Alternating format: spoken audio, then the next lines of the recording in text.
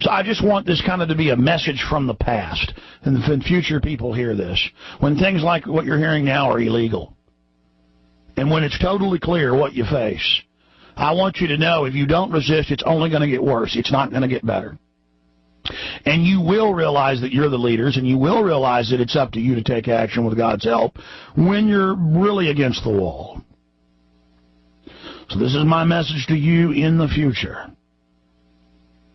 A lot of people came before me, and I'm here, and I came before you. And I'm telling you, you don't have a choice. The bio attacks they've launched against you, the herding into the cities, every few years a more horrific event, cocktails of attacks, everything you've gone through. Now you've got to spread the word to your fellow man. Now everyone will see the truth now that you're in lockdown prison cities. And I'm speaking to the secret police of the future. Your mother, your father, your children are dying from the bioweapons. You're dying from the engineered cancers. I know that information's restricted to you now, but in our age, we were able to access that information before it had been erased. There was once a time of goodness. There was once a time of wholesomeness. I know many of you in the future will, at many levels, not even be able to consciously understand what I'm saying, or will be emotionless because you've been given the vaccines to, quote, cure you from drug use that attacked the areas of your brain associated with endorphin absorption.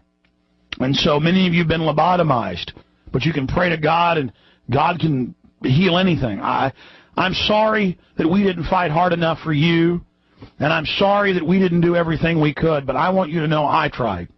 And I prayed every day that God would make me stronger and make me not be such a weak, pathetic blob. But we were decadent. Our forefathers gave us such a great country and so much liberty that we became drunk on it.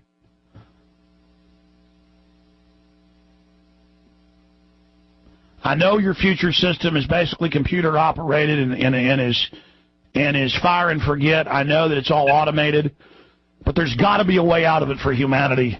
There's got to be a way out of it. If you could even understand me, I know the language has been changed drastically, and I know access to what the language previously was has become restricted.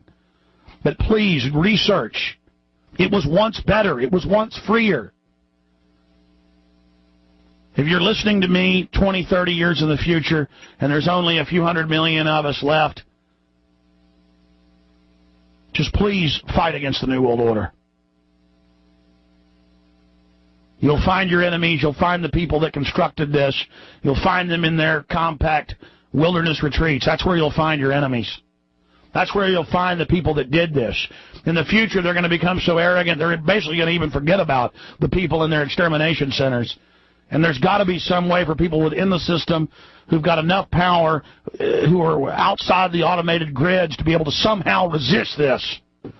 Again, I know it's hard for you in the future to even understand me. By the way, folks, this isn't a joke or a game, people here in the present hearing this. This is what's going to happen, you buffoons.